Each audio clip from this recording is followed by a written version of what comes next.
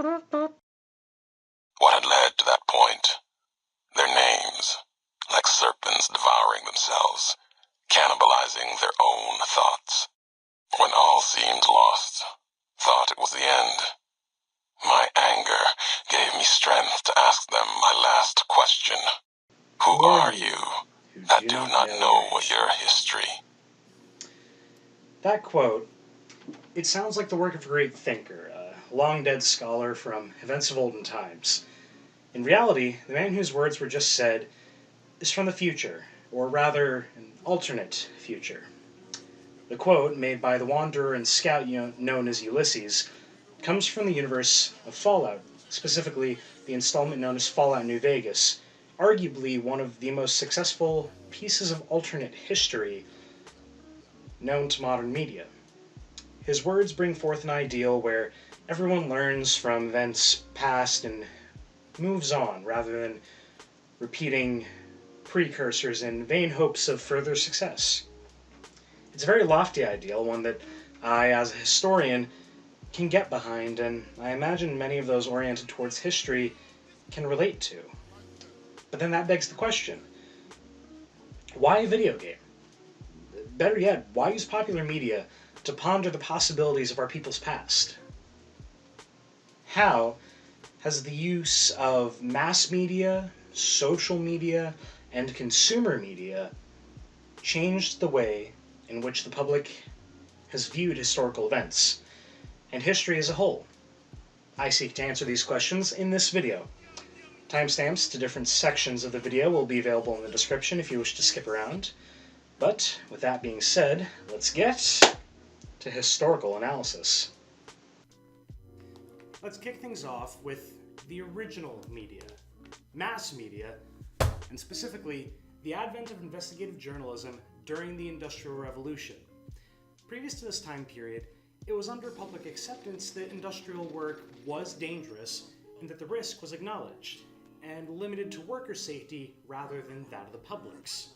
The inner workings of the industry were trusted to the industrialists themselves, and the processes and conditions thereof being only their business rather than anyone outside of that workforce. This changed with people that would later be referred to by then-President Theodore Roosevelt as muckrakers, as seen in his speech, The Man with the Muckrake. Let's move it to the board to get a slightly better visual, shall we? These muckrakers were called such due to their propensity for exposing to the haughty, uppity progressive activists the realities of life. One such example is the work of Upton Sinclair in his expose, The Jungle. In it, he details the life and conditions of a Lithuanian immigrant forced to work at a meatpacking plant in order to make ends meet. No pun intended. While his original intention was to make the public aware of the horrid nature of working conditions in the United States and instigate socialist sympathy, his impact was twofold. Along with this, he also exposed the public to the realities of health and safety standards, or lack thereof, in the industrial setting. Sinclair even voices his intentions in an interview with the Cosmopolitan shortly after the book's publishing. Quote, "I aimed at the public's heart, and by accident, I hit in the stomach." While his impact was largely accidental, the investigative work done by Sinclair served as a framework for years to come, both in terms of keeping track of working conditions and workers' rights, and also showing how media can influence politics, with the FDA being founded less than a year after The Jungle's release. So, we've addressed the dinosaur in the room that is newsprint, though the concepts surrounding it are definitely still applicable today. To further evoke the present, this section will be based on the internet. The Sir Winston Churchill quote, "History is written by the victor," comes to mind when speaking of this next topic, in that it can be markedly untrue. To demonstrate, take a look at this interview with Obama from around 2016. Of the millennials, dreamers, undocumented citizens, and I call them citizens because they contribute to this country, are fearful of voting. So if I vote, will immigration know where I live? Will they come for my family and deport us? Not true. Okay. And the reason is, first of all, when you vote, you are a citizen yourself, and there is not a situation where the voting rolls somehow are transferred over and people start investigating, etc., the sanctity of the vote is strictly confidential. I can't believe I heard what I heard. Pretty damning, right? Looks like then President Obama is advocating for non-citizens to vote. Now, take a look at the clip from the actual interview done with the Mitú network through Gina Gonzalez. But here's the good news. Even though people try to discourage you from voting, if you want to vote and you show up at your polling place, they can't stop you from voting. They can't stop you from voting. If people want to know how to vote, then you can go to iwillvote.com. The fact of the matter is that we give our power away all the time. You know, we tell ourselves, oh, it's hard, it's not going to matter, it's not going to count. And the powers that be, they're counting on us giving our power away. Many of the millennials, dreamers, undocumented citizens, and I call them citizens because they contribute to this country, are fearful of voting. So if I vote... What actually occurred was the fact that Obama was talking about politicians not being able to use their power to influence the vote. Rather, the people using their vote as influence over politicians. He was referring to how your right to vote, as long as you're a citizen of the United States, cannot be used to single you out, even if you have family related to non-citizens. So what just happened?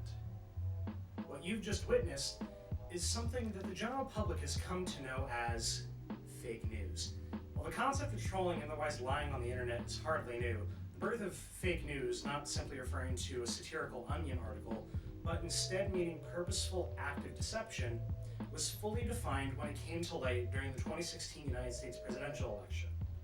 While fake news has existed as long as money could be made online using ads, with widespread use dating back to 2010 at least, the phenomenon of clickbait and deception really picked up in the last few years. Examples of such can be found in 2014, where people made fear-mongering stories about incoming immigrants carrying the Ebola virus across the world, possibly in support of Republican politicians who favored closing borders. The pace of fake news really picked up during the 2016 election, with clickbaity fake news articles popping up in order to draw eyes, such as the Pope apparently endorsing Trump and then Clinton, according to the same news source, on the same day, and alleging multiple crimes being committed by both candidates. With the polarizing dichotomy of the election, it was easy for people outside of the US to make an impact and generate influence. The Russians have been proven to have done such, creating, quote, phony stories and advertisements designed to undermine faith in American institutions, the election in particular, end quote. Political analysts and pundits alike have credited the rise of fake news and Russian influence therein with shifting the course of the election and subsequently American history, in large part due to American politics' reliance on media for informing voters, as has been the case since the 19th century. That said, there is a bright side to this sort of deception. It makes the public question sources and do research.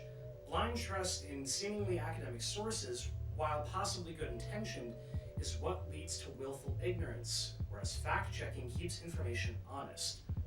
On top of that, this surge of altered content has led to an increased amount of skepticism across fields, including history, and what is largely considered established facts.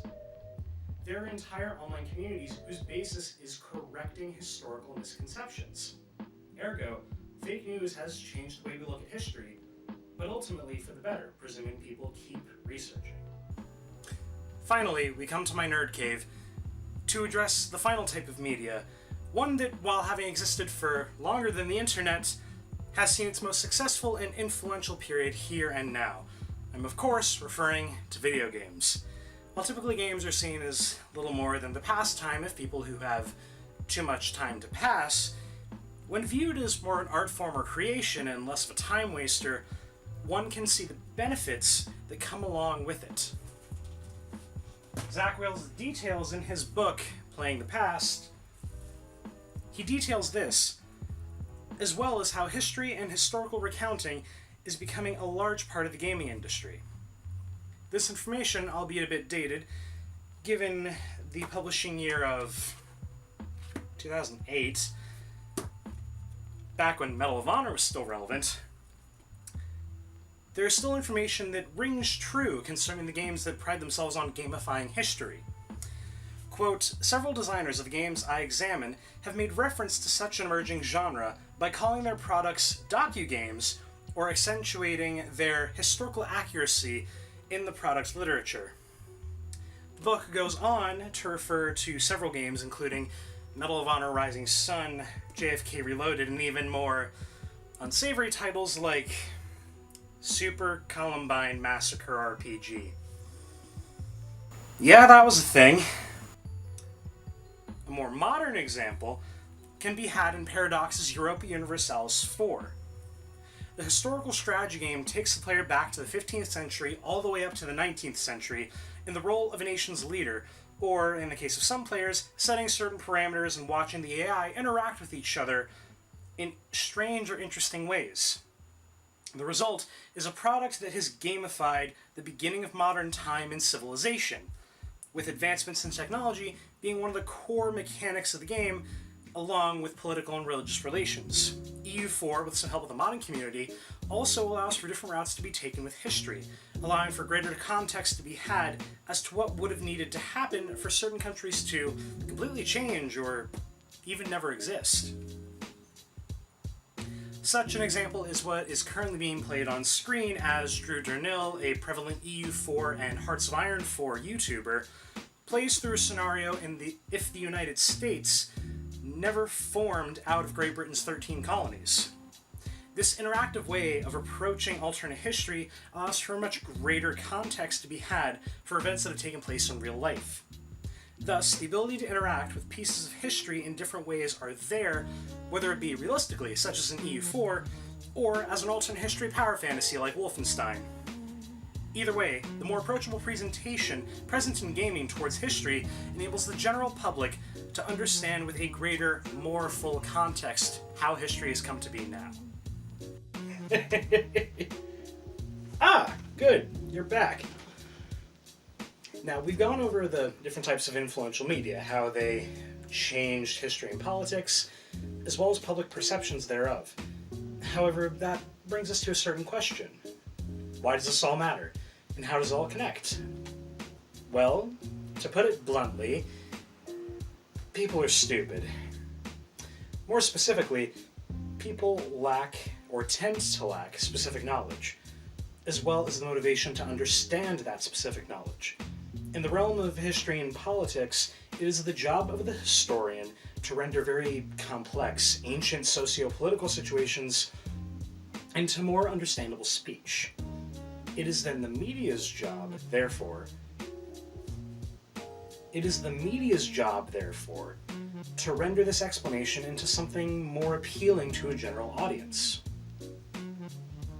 In short, media determines how people perceive history, because there is no other way to make it universally understandable. First, it was newsprint, relaying wartime news and uncovering bits of untold horror, like we discussed with Upton Sinclair. It moved on to the internet, which is seeing a transitional period into a more serious space due to its ubiquity. That can be seen with the rise and hopeful downfall of fake news. Now, the opportunity falls on interactive entertainment in the form of video games, which seeks to add a more immersive lens to the whole historical affair.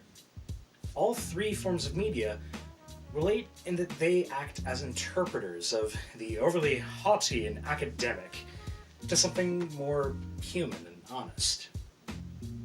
If one seeks to keep history from repeating itself, well, look to those with pencils and keyboards and smartphones, not those with swords and guns and launch codes. The ones that determine history are, as Winston Churchill said, those who win. However, it is not those who win the war of blood, sweat, and tears. History is told by the victors of the war of information, the war of understanding, the war of the mind.